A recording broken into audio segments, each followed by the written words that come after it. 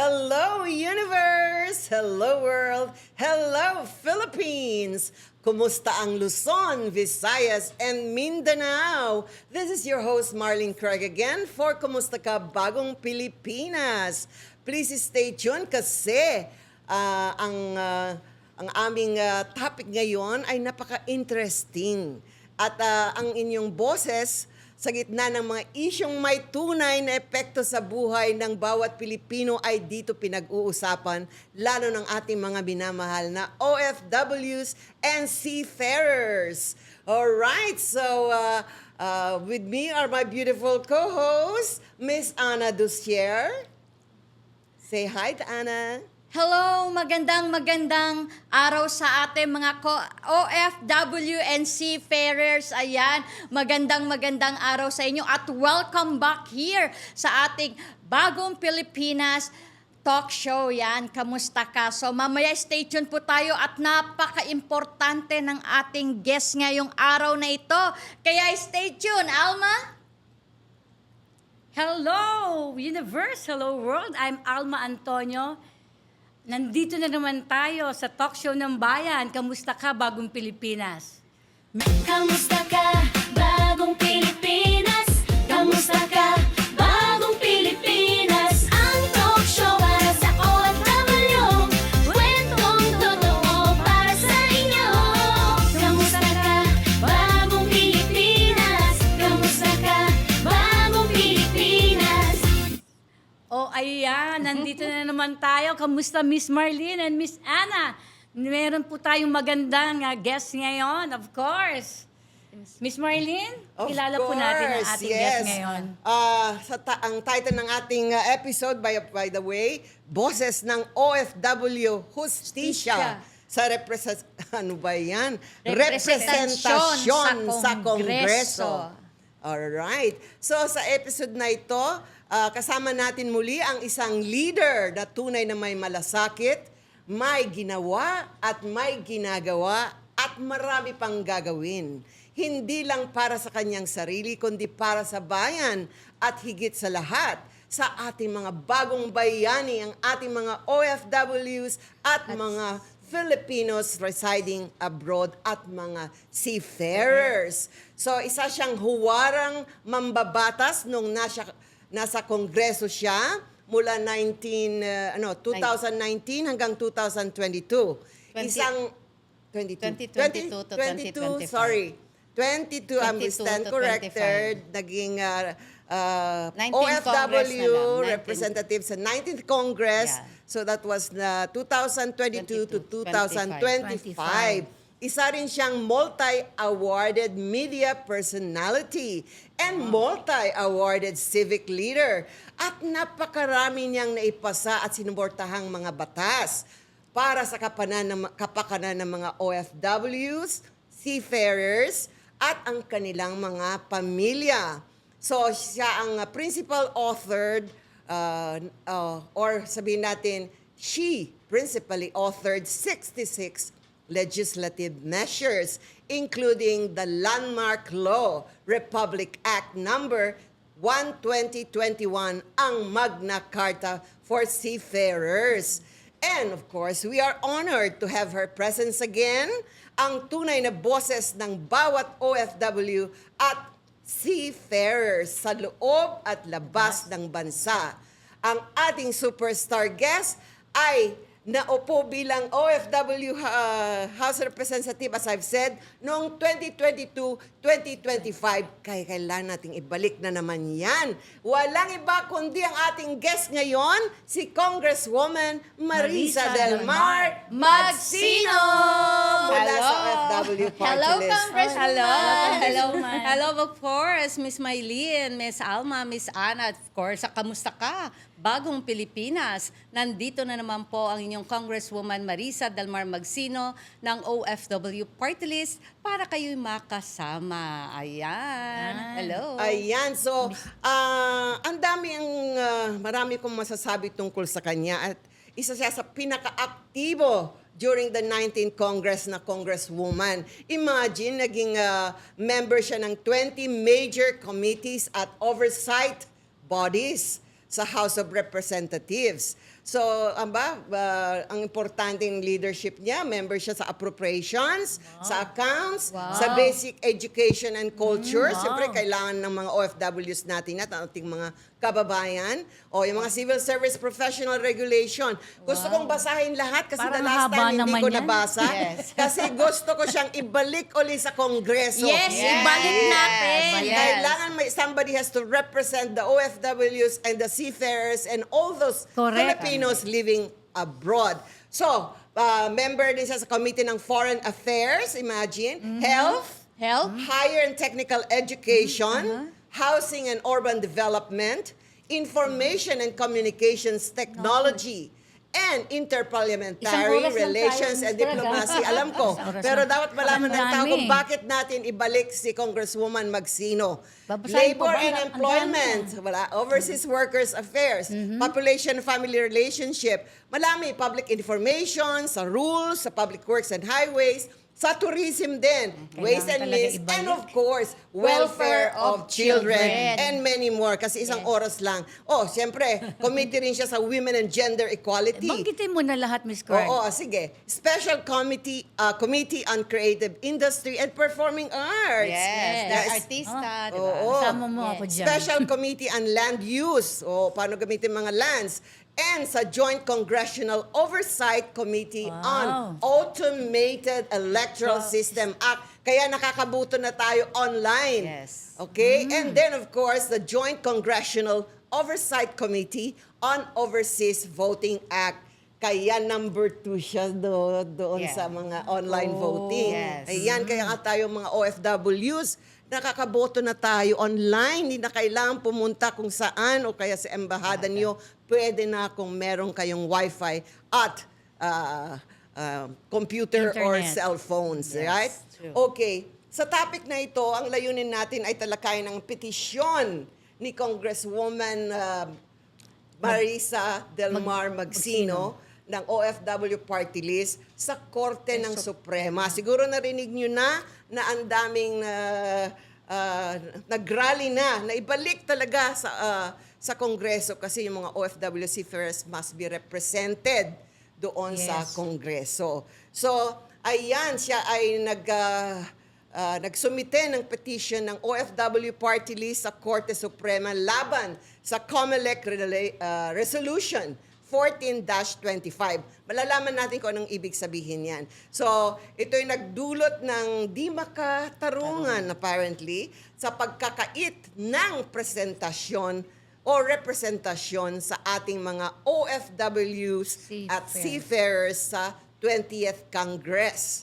Okay. So, Miss Ana, would you like to ask the question? Yes, sa ating congressman, about sa party list system, ay nilikha para bigyan ng boses ang mga sektor na nasa laylayan, gaya ng ating mga OFW and seafarers po. Ngunit ayon sa OFW party list, tila ito ay nasasagasaan ng mga malalakas, nasasagasaan ng mga nasasagasaan ng mga malalakas at makapangyarihang grupo. Ayun po. So, ayon kay ating, of course, Congresswoman Honorable Marisa Delmar Magsino, ang paggamit ng banat formula ay nagre-resulta hindi patas na pamamahagi ng upuan kung saan ang mga tunay na sektoral na grupo ay naisasantabi po. Ayan. So, ayan po ang aming katanungan kay ating Congresswoman. Mamaya, Of course, oo. Alma.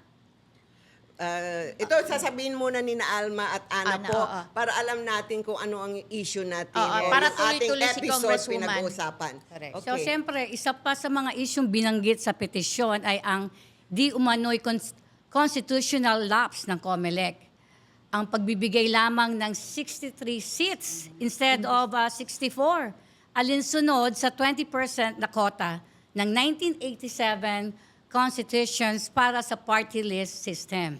Okay. So, yan, hinain ng OFW Party List ang petisyong ito sa Supreme Court kasabay ng panawagan para sa temporary restraining order laban sa implementasyon ng Resolution 14-25. Yan. Ayan. So, ngayon may question na tayo kay Madam.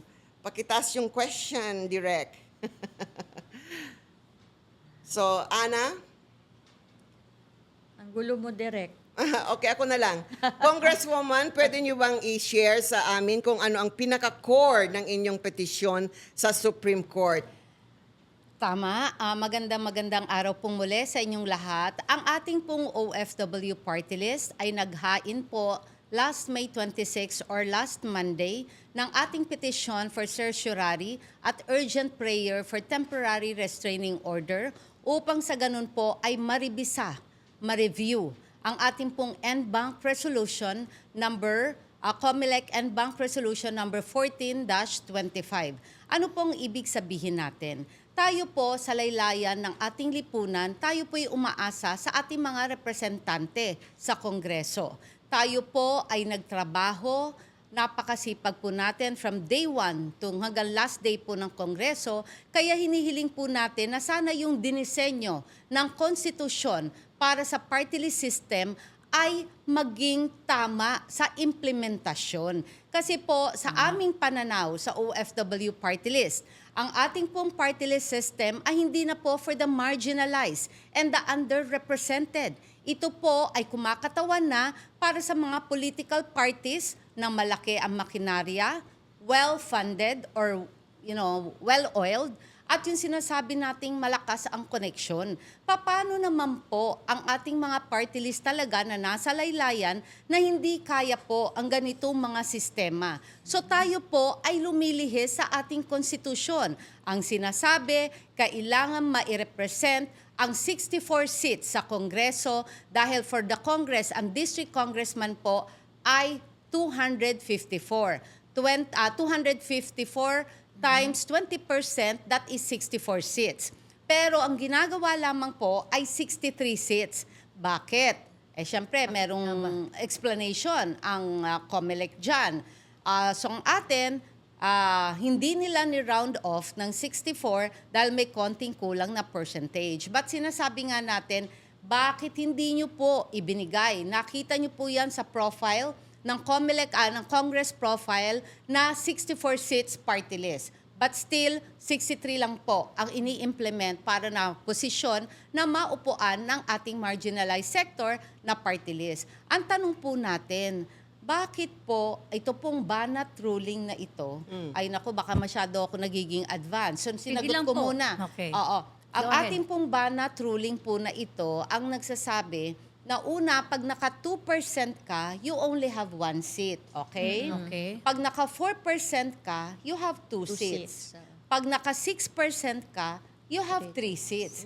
Ang kaso po, ang nangyari po ngayon dito sa Banat formula, naka 2 point something ka lang, dapat 1 seat ka lang. Okay. Pero, naging 2 seat, naging 3 seat. Alam niyo po ba ang difference ng percentage na yon? 250,000 votes, umaabot ng 300,000 votes para makuha mo yung percentage na yon. Para madagdagan ka ng seat, pero na-round off ng na-round off. Ang OFW party list po kasi, 12 to 15,000 votes lang po ang kulang. Hindi ma-round off. Pero dun sa itaas, round off po ng round off. Kasi po ang ginawa ng Banat formula ay sinasabi natin, di ba, parang simpleng term, nagkaroon ng raffle. Nanalo ka na major raffle. Dapat, hindi ka nakasama sa susunod na raffle. Oh, dapat. Pero ang nangyari po, may 1 seat ka na, 2%, may 1 seat ka na, pagbibilang uli ng Banat formula, kasama na naman tong 2% mo. Di ang mangyayari, dagdag ng dagdag, paano na ngayon yung mga nasa ibaba? So ang tawag doon, double counting. And yan po ang ating kine-question na dapat irebisa ng Korte Suprema at maiparating din po natin, copy furnish ang COMELEC, upang sa ganun ay maiayos yung magandang computation at allocation ng mga seat ng ating mga party list to be able to give more dignity, more integrity, at masabi nating marginalized and underrepresented pa rin ang party list. So yung po yung sinasabi natin, ibigay nyo ang nararapat sa mga representante na totoong nagre-represent sa kanilang mga sektor.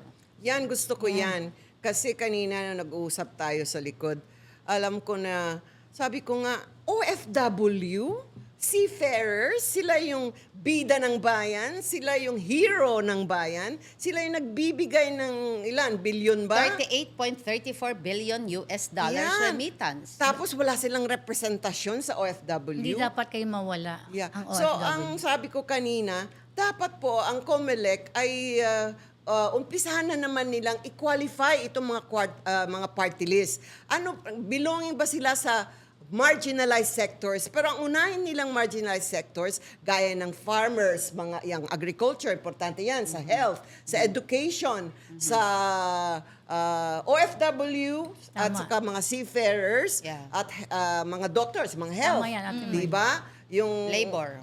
labor, importante yan.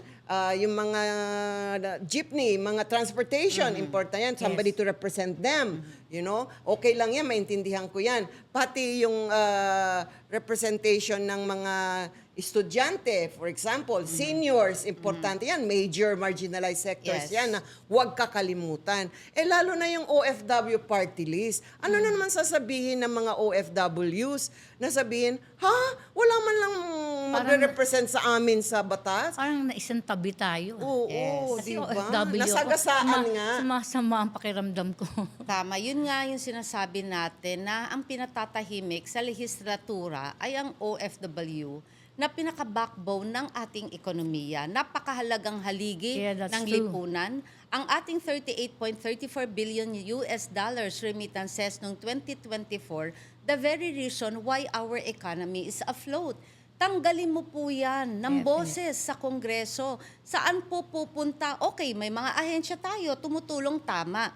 Pero ang first na defense ng mga OFW sa OFW party list. Meron tayong Department of Migrant Workers, meron tayong OWA, meron tayong Department of Foreign Affairs, meron tayong Department of Justice. Makakadiretso ba agad-agad sila? 'Di ba? So, ang Correct. nangyayari po, ang ating channel, they will connect, yung iba nakaka-connect sa OWA dahil sanay na nila sa DMW, but then, yung mga constituents po natin, dedirection ng OFW party list, kami ngayon ang tututok sa DMW, sa OWA, sa DFA, and other government agencies. It has to be a one-nation government approach. Yung implementation na lang ng IMRAP, ito yung sinasabi natin na interagency na dapat kinakailangan pag dumating ang isang OFW, nasa airport, nandiyan ang DOH, nandiyan ang DMW, nandiyan ang OWA, nandiyan ang DOJ. Batas po yan pero hindi na i-implement. And the only reason why ngayon na i-implement yan because of OFW party list. Yan. Yeah. So, gaya ng health, di ba? Yung anak ko, doktora, marami rin silang mga issue. Wala rin silang nagre-represent sa kanila. You know, in general lang yung health. I mean, for the health, for PhilHealth, for mga, pag nagkasakit tayo, merong kaunting representasyon. Pero yung mga major na ganyan, di ba? Kailangan din nga dapat na meron din para sa mga doctors at mga nurses, di Yeah. ba? Yes. Ngayon, iniisip ko, sana makinig ang COMELEC o sino man ang Ang in charge Korte dyan. Suprema. Korte Suprema. Next time po, dapat departmentalized na yung mga major marginalized sectors muna. Isulat lahat. Kung hindi nagre-represent yung party list na yan, sa major na yan, at hindi nakafocus, wag mo nang kunin. Kasi marami mga party list mo, no, Congresswoman, na ang dami nilang mga Yes. plataforma.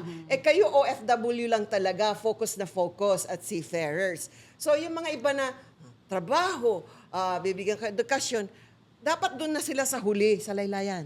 Unahin muna yung mga Bibigyan department sila ng ng mga livelihood, major naman. marginalized Oo. sectors na kailangan ng bayan. At importante ang OFW party list na yan. Di ba? Maraming umiiyak, maraming nagko-complain, maraming nade-disappoint, disgusted. Isa ako dun. Kong, tama, Alma. Alam mo ba sabi, kung sino pa po ang nagtatrabaho sa Correct. Kongreso, kahit naman modesty aside, tanungin niyo po sa mga congressman nating colleagues, napakasipag mo. Ikaw lang ang naririnig ang OFW dito sa Kongreso dahil nandiyan ka. Ngayon lang namin nalaman, ang dami palang problema, human trafficking, illegal recruitment, ganyan palaki na itutulong ng remittances sa ating gobyerno. Grabe ka. Sabi niya, hindi, para po sa mga OFWs, their families, and the seafarer. Kaya sabi ko nga, huwag nating patahimikin ang party list ng OFW at ibang mga sektor na dapat naman pong magkaroon ng boses sa Kongreso. Dahil kawawa po ang ating mga underrepresented na mga constituents at ito po ang magdadala po ng magandang, ito yung magdadala ng magandang pagbabago sa ating ekonomiya at sa ating bansa. Pag alam nila na niyayakap mo sila at pinagtatanggol mo sila, silang dapat ang mabigyan ng boses sa Kongreso. Nagiging kampante ang OFW pag alam nilang merong katulad Pero ni silang lalapitan. kung nalalapitan Malasakit. nila. Yes. Otherwise, tatakbo na naman sila kay Senator Tulfo. Ang dami ng trabaho ni Senator Tulfo sa Senado. Pero ito, nakafocus talaga sa OFW party list. Yes. Kaya nga gustong-gusto Noon kitang pa man din, manalo no? kasi ang dami mo, you are really a hard-working OFW And katunayan, representative. sunod-sunod ang project mo, di ba? Yung Yes. conventional Oh, para sa yes. OFW. Ito ay nagagawa na po, di ba? On Okay. construction na po ba? Opo. Ganito po yun. Tayo po sa OFW Convention and Tourism Center sa Berinayan, Laurel, Batangas, ang ating pong personal or private company po natin ay nag-donate po ng lote para po tayuan ng OFW Convention and Tourism Center. Ano po nakapaloob dito? Na magkaroon po ng sariling opisina ang OFWs, sariling opisina ang mga seafarers and their families, at kung event po ng OFW, it has to be free. Pag event ng seafarers, it has to be free. At kung mga LGUs, it has to be discounted. Ngayon po, makaka-attract tayo ng turismo, exhibition, conventions from different countries. Yes. Lalago Maganda po yan, ang yes. ekonomiya ng Batangas, Laurel. Magkakaroon po ng mga job opportunities. Definitely. Magkakaroon po ng additional income for tourism because big organizations are going out of their way, going out of different countries just to do their seminars, their team building, their conventions. jobs, no? Open. Siguro yun, naiisip niyo po yung mga ganyang bagay para sa OFW. Wala pa ako sa Congress. Alma, naisip ko na yan, Marlene, Ana, na gusto ko dito sa lote ko magkaroon ng tahanan ang mga OFW. I didn't imagine na papasok ako sa Kongreso. Wow! Magagawa ko Dream na. come And I'm true. so happy. 2025, the Congress already gave us a budget to start with. Ngayon ang kasunod, 2026, 2027, I have to finish that bago man lang matapos ang 2028. Ngayon, buti na lang, I have to look for the funds to be able to finish the project. Kasi alam naman na umpisahan, nakatiwangwang. Opo. And the property was donated to the Department of Public Works and Highways to the Republic of the Philippines.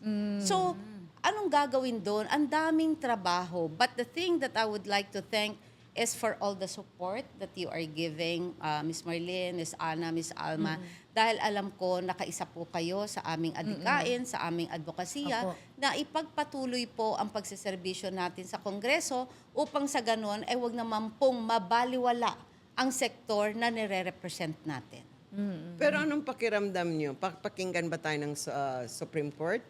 Well, ang akin namang personal opinion, ang sa tingin ko naman po ay open naman po ang Korte Suprema na makinig, rebisahin, reviewin, at kung sa tingin po nila ay tama ang ipinaglalaban natin, matatalino yan. Alam nila yung dapat para sa mga kababayan natin. Alam nila kung ano ikabubuti ng ating bansa. So I think ang ating pong hiling sa ating Korte Suprema, sana po pakinggan niyo po ang ating petition para naman po sa ganun ay hindi po mabaliwala ang ating mga constituents, mga OFW, seafarers, and mga families na marinig po ang boses at ang mga lugar nila na ngayon lamang po nagkakaroon ng puwang sa Kongreso. Oo, Ayan, kasi definitely. sino na ngayon ang tatakbuhan nila?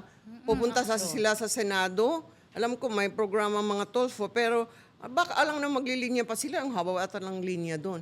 Dito, susulat ka lang kay Congresswoman Magsino dati, meron na siyang hotline. Makakausap mo siya, maka-email pa kayo at boses ng mga kamag-anak nyo o kayo mismo ng mga OFW ay makakalapit sa kanya. Kaagad. Yes, kaagad kasi meron po tayong OFW Tulong at Serbisyo Center sa Ayala Mall, Manila Bay, 4th floor.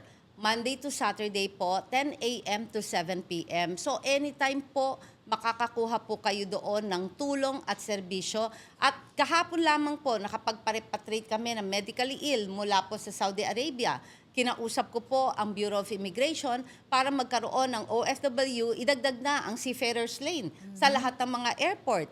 Tayo rin po nagpasimula ng OFW lounges sa NAIA 1, NAIA 3. Ginawa po natin yan sa Kongreso, sa plenary, at nagpapasalamat tayo sa ahensya dahil tinulungan tayo na maging realidad po ang ating pong NAIA 1, NAIA 3 na lounges. So ang ating pong hinihiling, maipagpatuloy ang ating pagtatrabaho, ang ating pagsiservisyo upang sa ganun ay kung ating Saudi UAE, if I may, UAE, pag hindi ka kasal, nagbuntis ka, wala kang birth certificate, wala kang passport, ginawa po ng OFW Party List, kinausap po ang Department of Foreign Affairs. Ngayon po, may birth certificate na sila, may passport na. Pero yun, naiisip nyo lahat ng mga pwede bagay. naman. Yes. Ang galing, no? Galing. At saka, so, yung kasi wala kayo sa 20th Congress. Ayan, pinipetition natin. Pinipetition. Sana, I pray so much for the Lord na mabalik tayo sa Kongreso.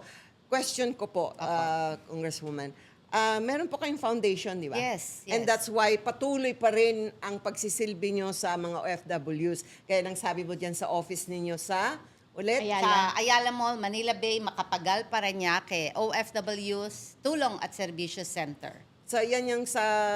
Nasa Facebook Makapagal. yan eh. Oo, nasa Makapagal may yan. hilera ng ano. Alam niyo po, libre lang po Hindi ang naman Mall of opisina ko. Asia yon. Ah, Bago mag-Mall of Asia? Or Ano po, sa after? hilera ng mga... Makapagal yan, Makapagal. Makapagal. Oo. Hilera ng mga Okada yon, di ba? Alam niyo po, ang akin pong, if I may lang, wala po akong bayad sa aking opisina. Libre po yan ng Ayala Group of Companies. Wow, at least naman nagbigay sila Kasi ng... napakaganda po ng mga ideas nyo para Sponsorship. sa mga OFW. Napakahusay ng inyong mga ideya. At kasi magkasama na po kami, 20 years ago, yung aking Millicent Foundation at Buhay OFW Foundation with their foundation. So naniniwala po sila sa ating advokasya. Wala pa po ako sa Kongreso. Kaya I'm so happy when I receive a call na we are giving you this office for free.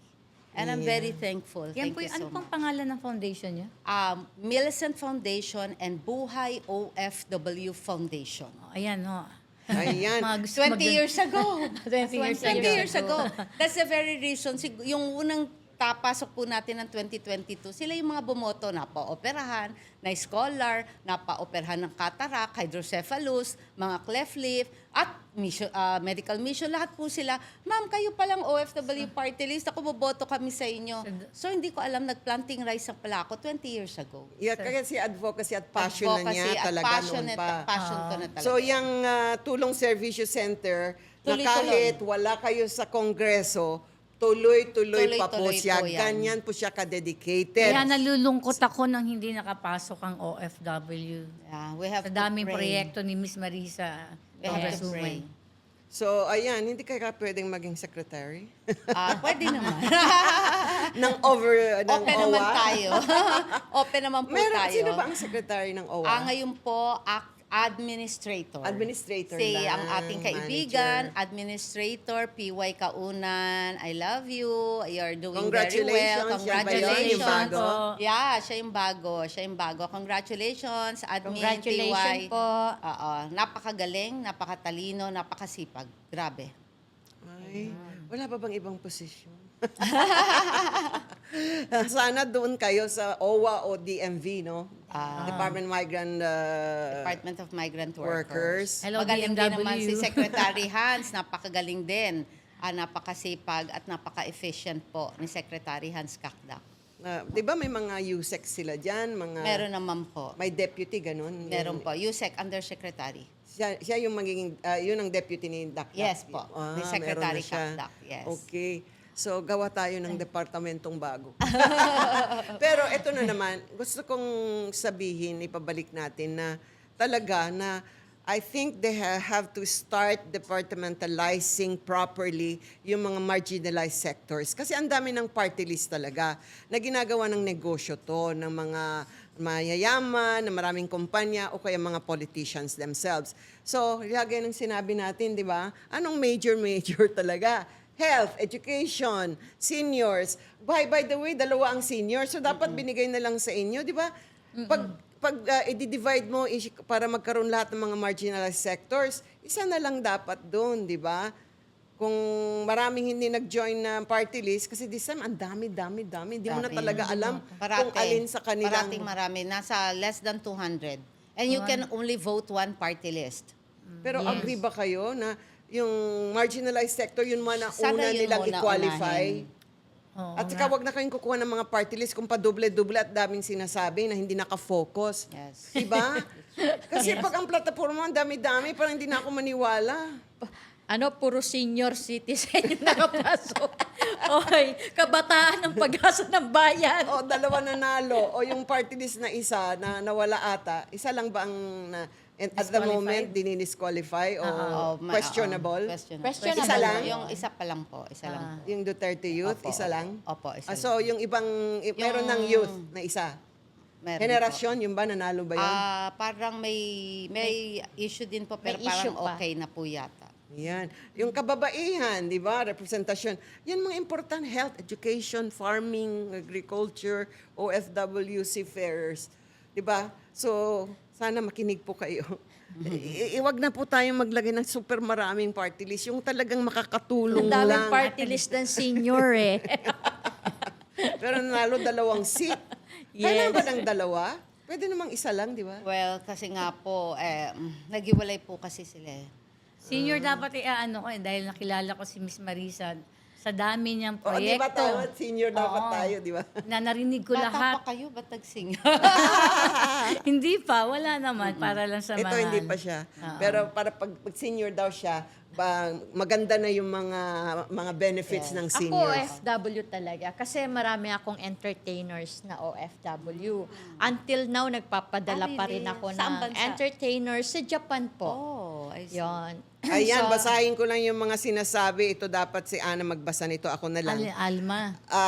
Ana. Sinasabi ng isang seafarers rights coordinator, we feel disregarded despite OFWs and seafarers' contributions to our economy and society. Ayan po, nagsasabi. So paano na yan? Walang mag-represent sa amin, sabi nila. Okay? Pero again, sabi ni Madam, we may not have a seat in the 20th Congress, but our service continues and we are not stepping back. We are stepping forward. Yan, patuloy pa rin ang magbubukas ang OFW Tulong Serbisyo Center bilang patunay na kanilang commitment serbisyo. Yan si Madam. So, mayroon po ba kayong gustong iparating po sa ating Presidente, Supreme Court, COMELEC? Yes. Unang-una, nagpapasalamat po ako. Kamusta, Bagong Pilipinas, sa napakagaganda nating mga host. Miss Marlene, Miss Alma, Miss Ana, pang-apat lang ako. Ako yung pinakakulelat sa ganda. Anyway, gusto ko pong sabihin na nagpapasalamat po ang OFW Party List sa lahat po ng pagmamahal, sa lahat po ng suporta na binigay po ng ating mga OFWs, their families, and the seafarers. At maski hindi po OFW seafarers, lahat po ng Pilipino na nagmahal at kasama po namin sa aming pong landas na tinahak. Dahil alam ko po, every time that we give services, hindi naman po ibig sabihin na hindi ka OFW, hindi ka seafarer, ay hindi ka nakasama. Kaya nga po, OFW stands for One Filipinos Worldwide. The only reason why talaga na-focus ang OFW, seafarers and their families, because they are the most abused, most vulnerable, biktima ng human trafficking, biktima ng illegal recruitment, at napakaraming problema na dapat po natin bigyan ng solusyon. Noong aking pong 2022, 2 lang po ang pinangako ko na ako po ay bibisita sa mga bansa para kayo'y makausap at malaman ang inyong mga problema. Ginawa ko po yon. Number 1, 11 countries po ang binisita natin. Sabi ko na po earlier, yung UAE issue. Yung Saudi issue po na ang kanilang shelter napakapangit, walang pagkain, napakainit, napaka-dilapidated. Ano pong ginawa ng OFW Party List? Dinagdagan po natin ang budget ng Department of Migrant Workers through Congress, of course, ng 6 billion pesos. Ang OWA po dinagdagan ng OFW Party List through Congress ng 5 billion pesos. Ano pong ginawa ng Department of Migrant Workers? Pina-renovate po ang shelter sa Saudi. Nung pumunta po ako at bumisita, nakita ko puno ng pagkain, puno ng supplies, naka-aircon, pati sanggol, naka-aircon, and I'm so happy. Dahil po, yun ang serbisyo ng gobyerno na binibigay po ng mandato ng ating mahal na Pangulo, President Ferdinand Bongbong Marcos, na ang OFWs ay dapat nating mahalin. Dapat ang ibigay ang dapat para sa kanila dahil sila ang napakalaki ng bahagi sa ating lipunan. Ano pa po ang ginawa? Yan na po, nasabi ko na IA 1 na IA 3, OFW lounges. Tayo po ang principal author ng Magna Carta of Filipino Seafarers. Tayo po ang principal author ng internet voting at 34 na rin po na co-author natin ay batas na rin po yan. Sa iba't ibang departamento, kasama po yan. Ano po ang ginawa natin sa mga fishermen sa Hawaii? Sa Hawaii po, ang kinikita lang pala ng ating mga fishermen, $500. Pero wala silang working visa. So, ang port na, hanggang port lang ang buhay nila, 30 years, 40 years sila, pero hindi sila nakakasinghot ng hangin ng US. Hindi nakakapunta sa mall. Bakit? Pag tumapak sila sa labas, huhulihin sila ng immigration. Ano pong ginawa ng inyong ate Kong Marisa ng OFW Party List? Kinausap po ang Department of Migrant Workers. Ngayon po, OFW na rin po sila. May working visa na sila. At meron na po silang karapatan na magkaroon ng benepisyo sa OWA. Ano pa po ang ginawa natin sa mga seasonal workers sa Korea? Nung bumisita po tayo sa Korea, ang sabi, ang mga problema, seasonal workers, ito po yung mga agricultural farmers. 5 months, 6 months, yun malaki kita, mga 80,000 to 100,000. But ang arrangement, wala ring working visa, special arrangement. LGU to LGU, kunwari, local government ng Korea, local government natin dito. Pero pagka nagka-problema, nagtuturoan na. Ginawa natin, kinausap natin ang departamento ng Department of Migrant Workers, OWA member na, may benepisyo na po sila. Nagkaroon po tayo ng lifting, ng pagpapadala. Dahil sabi ko, hanggat may problema, may issue, huwag tayo magpadala. So natanggal na po yun, yung moratorium na ayos na po. Ngayon nagpapadala na tayo. Pero maayos na ang reglamento. Sabi ko, kung hindi po ako pumunta sa iba't ibang bansa na ito, hindi ko malalaman ang mga problemang to. Iba kasi yung ire-report lang sa'yo, lahat maganda eh. Pero pagka nandoon ka Ikaw sa mismo. sitwasyon, ikaw mismo. Di pa po? So ang sabi ko nga po, mental health. Napakarami, even sa OFWs, ganun din po sa ating mga foreign service employees na may mga problema sa mental. Nagiging suicidal, stress, wala sa pamilya, nalulungkot, 'di ba? So, kailangan magkaroon ng distress ang ating mga OFWs, magkaroon ng parang seminar, on mental health seminar. May counselors. Pinadagdagan din po natin ang budget ng ating mga DMW, ng OWA para magkaroon ng counselors. Ang mga foreign service, hindi naman marunong yan. Baka mamaya, imbis na makabuti, ay makasama pa. Correct. At ang issue ma'am, ang susuplada, kunwari, sa DFA, sasabihin naman sa akin sa DFA, ma'am, lahat naman po kami, parang OFW, may problema rin kami, namimiss din namin ang pamilya namin. So sabi ko, pinagbati-bati ko sila. Sabi ko, pare-pareho tayong wala sa ating bansa. Huwag na tayong magmahalan na lang tayo at asikasuhin natin. Kayo naman mga OFW, huwag niyong awayin naman ng ating mga foreign affairs employees. Dahil kagaya nyo, sila din nagmimighati, wala sa pamilya nila. So, pinapatch up natin lahat yan. So sabi ko nga, ngayon, sabi ko, wala tayo pa sa Kongreso hanggang hindi pa po nagdedesisyon ang Korte Suprema at maiaayos ng COMELEC ang computation sa ating mga allocation of seat. Pero kung tayo po yung tunay na umpisang allocation na 322, pasok na pasok po ang OFW party list. Ang sinasabi ko lamang po, hindi po ito laban ng pwesto lang. Ang laban po ng OFW party list ay ipaglaban ang tunay na hindi malihis ang diwa at representasyon ng party list system. Tama po yan. Dahil ito po ang magpapalakas sa ating mga laylayan ng lipunan at sila po ang magiging boses ng ating mga kapwa Pilipino na napapabayaan. Kaya sana po, Korte Suprema, hinihiling po namin na mapakinggan niyo po ang aming hiling at kayo naman po ay hindi magsisisi dahil sa sobrang sipag po ng OFW Party List. Kasama na yung OFW Party List team ko. Kahit madaling araw, nag-text ako ganyan-ganyan, sumasagot sila. Saturday, Sunday po, nagtatrabaho kami. Kaya tinatanong nila ako, saan ba nanggagaling ang lakas ko? Sabi ko, prayers, prayers, prayers. Okay. Sa sobrang malasakit niyo po kaya nagagawa niyo passion po yan. May, eh. Passion. Tsaka hindi, may Advocacy. puso para sa mga tao talaga. Yes. Iba, So sana yun. mapakinggan ho tayo ng Korte Suprema. Oo, ng presidente din. Ako, kung nakikinig ang Narinig niyo ating... po ang ating mahal na kung Kongres- nakikinig po, hindi, modesty aside, alam mo, nagpapasalamat ako sa ating mahal na presidente, President Ferdinand Bongbong Marcos, dahil nakita ko po yung mandato niya sa ating mga OFWs. Lahat po tuwing magsosona ang ating mahal na presidente, parating may OFW. May OFW. Hindi pwedeng wala Wala siyang yan. paragraph para sa OFW.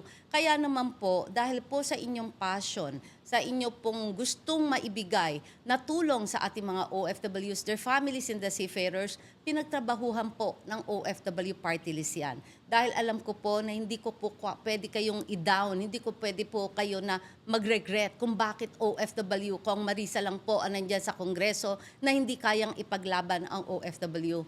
Mr. President, His Excellency, ginawa ko po ang trabaho ko. Kaya sana naman po malaman ng ating mga Korte Suprema at ng ating mga Korte Suprema ng COMELEC, bigyan niyo po ng poses ang ating mga OFWs at seafarers and their Yes. families. Hindi Mabigyan pwede pansin. mawala sa Kongreso ang OFW Seafarers Party List po. Kasi alam Ayan. nyo, sila ang pinakamalaki. Industry nga yan eh. Yes. 38 billion ho ba yun? 38.34 billion US dollars, sa pesos po 3 trillion pesos. Trillion. Na hindi nga ako marunong magpa-compute, pinakompute ko, hindi ako marunong ng 0-0. Ang sabi po sa akin, trillion yan, ma'am. Mas malaki pa po ito sa isang ahensya na hindi napakalaki ng ating gobyerno na binibigay ang pera sa coffers or treasury ng ating Republika ng Pilipinas. Tapos walang representasyon representasyon. sa Yes. Kongreso. Kailangan Ano mabigyan yan? pansin talaga yan. Alma, ilang years kang OFW? Since I was 21. Wow, bata pa rin siya ngayon. Yeah, ako 25 years as OFW. Wow. Ako OFW, not in the real sense of the word na 2 years contract, but nagsushooting ako 4 months, 6 months sa abroad. Yun. Doon ko nakita yung mga stuntman na hindi pinapakain na maayos, hindi binibigyan ng magandang tulugan, Yes. hindi sinasweldohan. Yes. Pinaglaban ko yan. Yes. Kaya ngayon, nabigyan sila ng maayos na tulugan, maayos sa pagkain, at ang salary nila, kahit hindi sila nakapag-shooting, 3 days lang, 3 months sila doon, pinabayaran ko ng buo. Kung that time di ka pa Hindi pa ako, artista pa lang ako noon. Kung Artista ka naranasan pa ko po lang. yung mga Diba? binanggit nyo na yan. Oo. Kaya sabi ko, sino kayang taong magbibigay pansin ng ganito Yes. para mapansin tayo ng ating sino mang pangulo Naawa ating ako. bansa. Ayan. Tama yun. So, Tama. ano pwede niyong sabihin sa ating mga OFW o yung mga kamag-anak ng OFW? Paano po sila makakatulong sa ating adhikain ngayon ibalik kayo sa Kongreso? Yes. Maraming salamat po. Ang ating pong OFW party list, sana po ay tigilan na natin ang politika. Ngayon po ay magtulong-tulong na po tayo para sa ganun po ay maging maayos na rin po ang ating dapat ipaglaban. Pinaglalaban po natin ang inyong kapakanan. Sana po, wag na po nating haluan po ng politika dahil tayo naman po ay nagtatrabaho at nagseserbisyo. Kung yung mga, hindi ko alam kung dapat kong sabihin, yung marami tayong mga bashers na nagsasabing ganito, may nagawa ba? Pwede ho, paki-research nyo lamang po. Sa Kongreso po, makikita nyo po kung ano po ang ginawa natin at makikita nyo rin po sa lahat ng ating social media at sa ating opisina, pwede po namin kayong bigyan ng ating mga accomplishments. 500 po ang narepatriate natin, 22,000 po ang nabigyan natin ng mga medical assistance. Nasa 15,000 more or less, inabigyan po natin ng mga social welfare at ibang assistance. At mga scholarship, nasa 2,000 rin po ang nabigyan natin more than 2,000 ng scholarship. Kung wala po tayong ginagawa, hindi nyo na po ako makikita dito sa Bagong Pilipinas. Mahihiya po ako na humarap po sa inyo dahil wala naman po akong ginawa. Pero dahil alam ko po sa aking sarili at sa aking OFW Party List team na sobra-sobra Sabi, ma'am, hinay-hinay lang kayo. Hindi kami makasunod sa powers nyo. Sabi ko, sumunod kayo. Ganyan po kami magtrabaho sa OFW Party List at maging mga colleagues natin sa Kongreso. Nagpapasalamat ako dahil ina-appreciate nila. Kung Marisa, ano ba yan? Ang sipag-sipag mo. Sabi ko, kawawa ang mga OFWs. Obvious naman po, wala kasi kayong script eh. Hands-on talaga kayo. Sa ulo nyo po kung ilan ang mga natulungan nyo. Hindi lang yan. At saka, feel natin. Ako, nung first time kitang makilala, sabi ko, I like her. Ah, thank Tapos yung pananalita mo, ma-feel naman eh, kung kunwari Kung lang. kunwari Yung lang, aura tama. mo, is Yes. it's really your passion Saka and wala advocacy. siyang binabasa, no? Kung Oh, wala. sa Talagang ulo galing niya talaga. sa heart Oo. and mind niya lahat ng Thank sinasabi you. niya. Thank you. So ako naman, suggestion ko sa mga OFWs natin at mga pamilya nila, ibigay natin ang boses natin sa Facebook. Sabihin natin, Yes. ibalik si Congresswoman Ibalik Marisa sa- Del Mar Magsino. Pwede po kayo mag-comment Oh, sa amin. pwede na lang yun. Ibalik sa Kongreso OFW Party Ayan, List. mag-comment kayo dito sa amin sa YouTube and sa Facebook natin, no? Sa Para OFW. ibalik natin ang OFW Party List. Baka mapakinggan tayo ng Korte Suprema. Hindi, ang gawin nyo na rin cover picture nyo. Magbibigay ako ng cover picture namin sa Kumusta Ka Bagong Pilipinas. Isi-share namin yung ibalik si Congresswoman Magsino as OFW representative, no? Bibigyan niyo po Thank kami you so ng much. kopya. Opo. Yan, TikTokers. boses natin yan. TikTok. Yes. Yeah, Thank you, Bagong thank you. Pilipinas 143 TikTok, ha? Okay. Let's paglaban natin muli, ibalik ang ating OFW Party List. Thank you so much. Ayan, at ating mga seafarers, nakagrupo ko dyan, ibalik natin si Congresswoman Magsino, ha? So yan, boses natin, paano tayo makakatulong, di ba? Na meron tayong boses uli sa 20th Congress na sabihin natin Supreme na kailangan namin ng isang representative. Kasi 63 lang. Pwedeng Dapat 64. 64. O, di ba Dapat 64? 64. Doon tayo sa 64. Kukunin po namin yung seat 64. Yes. At saka alam mo, Miss Marlene, Miss Alma, Miss Ana, ang mga kongko, yung mga colleagues ko, Kong Marisa, OFW yan, ikaw tumulong dyan. Kung, di ba constituent mo, ay hindi, OFW yan, tinatanggap ko lahat, ang dami namin. Talaga sabi ng DOH, ma'am, ang bilis nyo naman umubos ng medical nyo. Paano gagawin ko po? Ang dami. Ang dami namang humihingi ng tulong. In 3 months, naubos ko yung budget ko. Sabi ko sa chief of staff ko, bakit naubos ang budget, ma'am? Sabi niya, bayaran niya, 300,000, 200,000, 250. Sabi ko, pera naman nila yan. Ibigay na natin. Inoperahan eh. Paano lalabas sa hospital yan? Kaya sabi ko, yung isa nga doon, nakakuha daw ng maliit. Bago dumating sa amin, natuluyan na, namatay na, hindi pa nakakapag-submit ng papeles dahil sa stress. Sabi ko, gusto ng presidente natin na ibigay natin yung serbisyo Yes. para sa ating mga Yes. Pilipino. Bakit pa natin titipirin? Ibigay na natin. Kailangan bayaran ng hospital, bayaran ng buo. Pag nawala na naman akong budget, Secretary, naku, alam ko na yan, kinakabahan na ako sa'yo. Pwede ba next month? Hindi ho pwede. Pwede ho ba sabihin ko, huwag kayong magpa-opera at huwag kayong magpagamot? Secretary, I'm very thankful naman sa Department of Health, kay Secretary Herbosa, kay Secretary Kakdak, ngayon kay Admin PY, kay Secretary Manalo, lahat po sila. Pero una po sa lahat, dahil po, yan po ang mandato ng ating mahal na Presidente, President Ferdinand Bongbong Marcos. Saludo po kami sa inyo at sana naman po ipagpatuloy po ninyo ang pakikipaglaban at pagmamahal sa ating mga OFWs and our seafarers and their families. Ayan. So, meron na akong curiosity question. Opo. Yung ating 38 billion na binibigay ng FWC sa pera, saan po napupunta yon? Okay, ang ating 38.34 billion US dollars, remittances po ito na pumapasok po sa mga bangko para po sa ating mga pamilya. Yung mga pamilya nila, sila po ang gumagastos dito. Pero syempre, ginagastos sa ating ekonomiya, so pumapasok sa mga taxes natin. 'Di ba? Lahat naman ng binibili natin, Yes, may may tax, taxes. yes. So lahat po yan ay nakikinabang po ang ating bansa.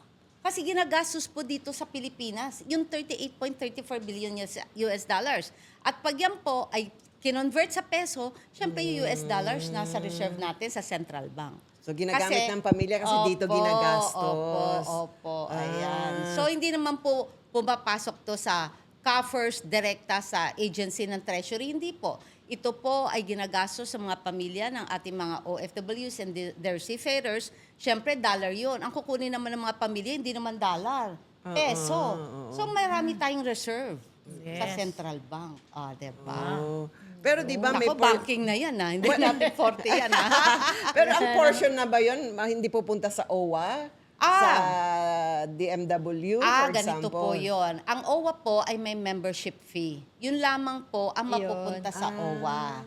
Ang DMW po, ang Department of Migrant Workers, binibigyan po ng budget ng ating bansa mula po sa Kongreso because Congress is the purse. Sila po, tayo po ang nagbibigay ng budget. Kaya po, July, August, budget deliberation yan, August hanggang December, Senate should approve it. Kaya magkakaroon po ng BICAM meeting ng Congress at ng Senado December para man po umakyat sa ating Pangulo, His Excellency President Ferdinand Marcos, para po ma-approve niya or mabito po niya yung budget for the year. Naku, ano na to ha? Medyo palalim na to ng Palalim palalim. na ng palalim. Pag ganito naman ka-intelihente kasi yung mga nagtatanong sa'yo, di ba? Pero yung reforms po natin, ano po yung pwede niyong iparating ulitin Yes. na ano na dapat ang gagawin Gawin. para magkaroon tayo talaga ng representasyon dito sa 20th Congress? Okay. Unang-una po, narinig ko rin po sa news, sinabi ni Chairman Garcia na next daw, na 2028, hindi na daw pwede itong mga programa ng gobyerno na gagawing party list, di ba? Hindi na daw kailangan kasama Correct. mga TV programs at iba-iba pa. Sana po, isama nyo na rin po, Chairman, yung hindi naman po karapat-dapat ng party list na mag-represent, wag nyo na pong i-approve. Sana po magkaroon din naman ng pag-aaral upang sa ganon, yung mga Definitely. lehitimong party list ang mabigyan po ng boses, mabigyan po ng puwang, mabigyan po ng lugar sa Kongreso. Tama Kasi kung ako po party list, wala naman talaga akong sektor, pero marami naman akong makinarya, marami naman akong well-funded ako, tsak marami akong Tama. boto, kawawa po yung kagaya naman po ng OFW party list na hindi naman po tayo well-funded, wala po tayong makinarya, kundi yung mga tauhan po natin, mga family natin sa OFW party list at hindi po natin kayang gumastos na napakalaki para naman makaluklok po tayo sa Kongreso. Tayo po Tama. ay isang common tao lamang po na bago po Na tayo may pumasok malasakit. sa negosyo, bago po pumasok sa Kongreso, isang businesswoman lang po ako, from artista to television host, being an entrepreneur, pero hindi naman po ko kaya gumastos ng talagang mga well-funded na mga party list. Kasi sabi ko nga po, ang dami naman po talaga na wala naman pong problema dahil binoto sila ng tao. Bigyan nyo lamang po ng konsiderasyon yung ibang mga nasa laylayan. Correct. Gaya Correct ng, yan. yung 4-piece na yun, akala ng mga tao sila yung nagbibigay ng Ayuda. 4-piece ayuda. Yun. In-explain ng DCMM na hindi Opo. po pangalan lang po lang ng po party yun. list. Pero maganda yun nakuha na, pang Recall. recall, Yeah. di ba? Yes. Tapos pag hindi mo na alam. Pero alam mo, yung OFW talaga, nagkaroon sila ng confusion din Yes, Kasi yes. maraming mga senador o mga grupo na sabi, ito ang grupo nating party list, pati sila nag-e-endorse. Alam mo, sa alyansa, wala silang in-endorso na party list. Yes, wala po. Totoo. Pero sa kabila, nag-endorso sila. Yes. Anyway, Yes. so... Pero ay- hindi siya nakapasok. Dahil pangalawa na po niyang pagkatalo to, so mawawala na po yung kanyang accreditation ng party list. Ay, yung isa. Nung kabila po. Opo. Kasi po, sa party list po, pagka dalawang beses Dalawang ka beses. na natalo, wala na yung accreditation mo. Kailangan ka na naman magpa-accredit ng iba. So like you, Ako po, one win, tapos ngayon, tumatakbo pa tayo sa Korte Suprema. So, I can still be an OFW party list for 2028. so accredited ka pa Yes, rin. yes po. And that's good. That's very good. So yung isa, dalawang beses nang natalo. Opo. Okay. Doon tayo sa OFW. Ayan na, supportahan natin. Supportahan po Magbigay natin. tayo ng ingay. Ang boses natin pwedeng madinig sa saan ba? Instagram, social media, Social di ba? media. Ano ba yan? Mga Twitter, yung ating Facebook, lalo na. TikTok, yeah, Facebook. Nakikinig ang Presidential Communication Office sa mga dinadaing natin dyan. So, magboses tayo, ha? Oo. Tapos gawin nating cover. Yan. Picture yung ibalik si Sa Kongreso. Congresswoman OFW party Magsino Magsino. sa Kongreso. Kailangan Uli. Thank hashtag you po. OFW, hashtag Yes, seafarer. hashtag. Ibalik. Yes, Hashtag. tama. Ayan. So, hindi to magtatapos. Sana mag-guest uli kayo kasi importante talaga. Anytime. Kasi itong talk show na to ay pang OFW talaga, seafarers at yung anytime. mga Filipinos living abroad. So, ayan. So sana po nakapagbigay kayo ng aming ng liwanag sa inyo lahat sa tungkol sa pagbabalik dapat sa Kongreso ang ating OFW party list na pinupumunuan ni Congresswoman Magsino o Marisa Del Mar Magsino. Di ba? Oo, ayan, narinig nyo lahat yung mga proyekto ni Kong Magsino. Kaya, suportahan po natin ang OFW party list. Maibalik. Ayun. Yan, inihingkayat po namin lahat ng mga social media, TikTok, Facebook, Instagram, Twitter, na lahat ng OFW seafarer ay ibalik natin sa Kongreso ang OFW party list na si Congresswoman Marisa Del Mar Magsino po. Magkaisa po tayo para dito. Ayan, at wag niyo may bibili, pagbebenta ang boto niyo sa 2028 ha. OFW lang tayo. Wag na kayong pipili ng ibang Hindi, party list kung kasi OFW kayo. Baka naapektuhan sila noon na no remittance.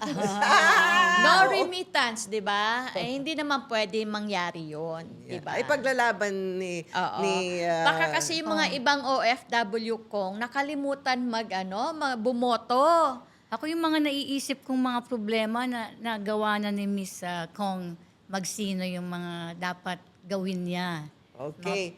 Meron Parting pa. words. Okay, maraming salamat po. Kumusta Bagong Pilipinas? Gusto ko lang po ipaalam, iwasan po natin yung mga love scam, yung mga investment scam sa Hong Kong, sa Korea. Nung pong yes. bumisita ko yon doon, 2 years ago, 150 million po ang natalo sa ating mga OFWs. Yung ating pong mga na-repatriate na mga biktima po ng surrogacy sa Cambodia, yung ating po mga na-repatriate na mga medically ill at biktima po ng Golden Triangle. Ito po yung mga kinukuryente, hindi pinapakain, kinakadena. Ito po ay nagpapasalamat po ako sa ating Panginoon at sa ating gobyerno dahil po malaki po ang funds na binigay po natin sa DFA, Department of Migrant Workers, sa OWA, na i-repatriate po natin sila. Sa tulong po ng OFW Party List, narinig po ang kanilang boses at sila po ay nakauwi sa Pilipinas. Yung iba ay naghihintay na po ng kanilang last days. Yung iba na paggamot po natin dito, meron pang mga comatose na naiuwi tayo. Kaya sabi ko nga po, ipagpapatuloy natin at alam ko po na tayo hindi nag-iisa. Kung ang ating gobyerno po ay kasama natin, laban po para sa totoo, laban po tayo'y magwawagi, laban po basta kasama po kayo. Dahil ang OFW Party List po, hindi lamang po para sa ating mga OFWs, families and seafarers, laban po tayo para sa ating bayan at para sa ating bansa. Maraming salamat po. Thank Ayan. you so much. And yes, tayong lahat sabihin natin, ang boses ng OFW Party ay hindi List dapat mawala. pinipigil. Sama-sama nating igiit, our voice should not be denied. Yes, thank you. OFW and seafarers, kayo ang bida! Music. Kamusta ka?